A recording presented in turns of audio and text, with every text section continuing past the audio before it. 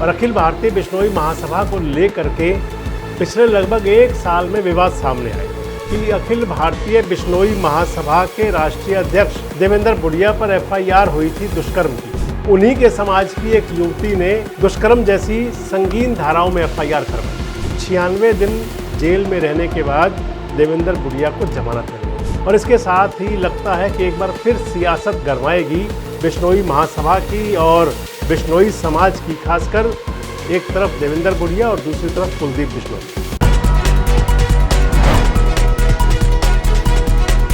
दोस्तों नमस्कार, मैं संजय मग्गू और मौजूद हैं देश रोजाना के डिजिटल मीडिया मंच पर। न केवल हरियाणा बल्कि पूरे देश की संस्था है बिश्नोई समाज की, अखिल भारतीय बिश्नोई महासभा।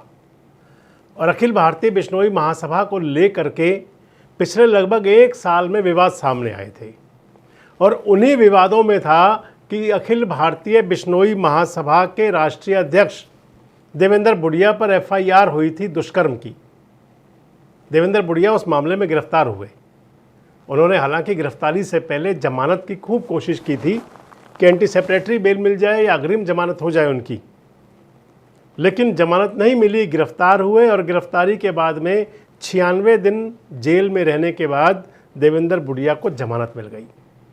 जमानत पर बाहर आ गए और इसके साथ ही लगता है कि एक बार फिर सियासत गरमाएगी बिश्नोई महासभा की और बिश्नोई समाज की, खासकर एक तरफ देवेंद्र बुडिया और दूसरी तरफ कुलदीप बिश्नोई। इस वीडियो में आपसे बात करूंगा कि आखिर सारा विवाद था क्या, विवाद की शुरुआत कहां से हुई और एक ऐसा मामला जिसके अंदर एक धार्मिक सामाजिक संस्था के राष्ट्रीय अध्यक्ष पर उन्हीं के समाज की एक युवती ने दुष्कर्म जैसी संगीन धाराओं में एफआईआर करवाई। क्या ये सारी सियासत थी, कोई किसी प्रकार की कोई षड्यंत्र था और या फिर इस सब के पीछे कुछ और है? दरअसल बिश्नोई महासभा का विवाद सामने आया था हरियाणा के अंदर विधानसभा चुनाव के ठीक बाद। आपको ध्यान होगा अखिल भारतीय बिश्नोई महासभा के जो राष्ट्रीय अध्यक्ष हैं देवेंद्र बुडिया, उनका एक बयान चला था, एकदम से सोशल मीडिया पर वायरल हुआ था और उसमें उन्होंने कहा था कि अखिल भारतीय बिश्नोई महासभा के उस समय के संरक्षक, क्योंकि बाद में संरक्षक पद से हटाए गए, हालांकि वो संरक्षक फिर हैं या नहीं है ये बात की बातें हैं, कुलदीप बिश्नोई और रणधीर पनिहार, इन दो लोगों पर आरोप लगा था। देवेंद्र बुडिया ने आरोप लगाए थे और देवेंद्र बुडिया ने आरोप लगाए थे उन पर संगीन पैसे का गबन करना, उनका शोषण करना, धमकी देना, ये तमाम बातें थी। देवेंद्र बुडिया के आरोप थे कि उनसे करोड़ों रुपया बिश्नोई महासभा का जो चंदे के तौर पर आता है और जो सामाजिक कार्यों के लिए है, उसको खुर्द-बुर्द करने की बात कही थी उस समय देवेंद्र बुडिया ने। इसके साथ ही कहा था कि जो आदमपुर का विधानसभा चुनाव भव्य बिश्नोई हारे, इसको लेकर के भी विवाद था, तनाव की बातें थी कुछ। और वहाँ से जब शुरुआत हुई, उस शुरुआत के दौरान में ही आपको ध्यान होगा कि देवेंद्र बुडिया ने सबसे पहले आरोप लगाए थे, उसके बाद में सोशल मीडिया पर अलग अलग पिक्चरें, तस्वीरें वायरल हुई थी। एक तरफ कुलदीप बिश्नोई और उनके समर्थक थे, दूसरी तरफ देवेंद्र बुडिया और उनके समर्थक थे। देवेंद्र बुडिया ने उस समय जो फोटोज़ क्लिप वायरल की थी, उसके अंदर कुलदीप बिश्नोई के सुपुत्रों की वीडियोज़ थी, जिसके अंदर उनका मदिरा पान जैसी तमाम प्रकार की और बियर वगैरह पीने की इस टाइप की फ़ोटोज़ वायरल हुई थी। और इधर दूसरी तरफ देवेंद्र बुडिया की फ़ोटोज़ वायरल हुई थी। उसके अंदर भी था कि देवेंद्र बुडिया मदिरा सेवन कर रहे हैं। दोनों के बीच विवाद इतना बढ़ता चला गया, एक के बाद एक, उनके बाद में इधर देवेंद्र बुडिया ने कुलदीप बिश्नोई को अखिल भारतीय बिश्नोई महासभा के संरक्षक पद से हटा दिया। तो उससे पहले कुलदीप बिश्नोई ने देवेंद्र बुडिया को राष्ट्रीय अध्यक्ष के पद से हटा दिया। मुकाम धाम पर बिश्नोई समाज की महासभा भी हुई, बैठक भी हुई और इसको ले करके दो चीज़ और रही। एक तो एंट्री हुई थी लॉरेंस बिश्नोई की, जिन्होंने बिना कोई नाम लिए लॉरेंस बिश्नोई ने धमकी दी थी और लॉरेंस बिश्नोई ने कहा था कि अगर कोई भी परेशान करेगा तो बख्शा नहीं जाएगा हमारे राष्ट्रीय अध्यक्ष को, देवेंद्र बुडिया को। और एक एंट्री हुई थी इसके अंदर सलमान खान की कि जो दुष्कर्म का आरोप लगाने वाली युवती थी, उसने देवेंद्र भुड़िया पर आरोप लगाए थे कि सलमान खान से नज़दीकी की बात, क्योंकि कनेक्शन कई जगह मिलते हैं सारे मामले को लेकर के। अगर सलमान खान की बात आती है तो सलमान खान पर बिश्नोई समाज ने ही आरोप लगाए थे। हिरन, काला हिरन के जो उसका काले हिरन के शिकार के जो आरोप थे, जिसके अंदर सलमान खान को अदालती कार्रवाई का सामना करना पड़ा। और इधर लॉरेंस बिश्नोई की अगर धमकी की बात थी तो लॉरेंस बिश्नोई तो बिश्नोई समाज से ही आते हैं। दरअसल जब दोनों पक्षों के बीच में, यानी कि इधर कुलदीप बिश्नोई और इधर देवेंद्र भुड़िया के दोनों पक्षों के बीच जब वो विवाद शुरू हुए थे, तो वो इस कदर बड़े विवाद बनते चले गए थे कि एक दूसरे पर जमकर कीचड़ उछाला गया था, एक दूसरे के बारे में जमकर बातें की गई थी, एक दूसरे के खिलाफ दोनों ने खूब बढ़ चढ़ करके पंचायतें, बैठकें, उनके समर्थकों के द्वारा बयान और इधर सोशल मीडिया पर तमाम पोस्ट, ये सब कुछ चलता रहा था।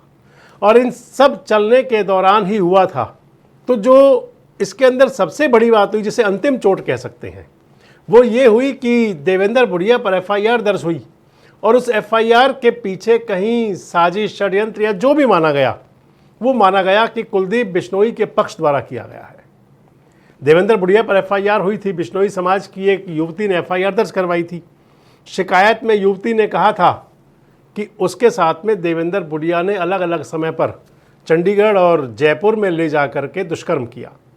युवती ने कहा था कि उसके पिता ने, यानी कि शिकायतकर्ता जो युवती थी, उसके पिता ने भेजा था देवेंद्र भुड़िया के पास, क्योंकि देवेंद्र भुड़िया संरक्षक है हमारे समाज के, लेकिन देवेंद्र भुड़िया ने उसका मिसयूज़ किया, नाजायज़ फ़ायदा उठाया।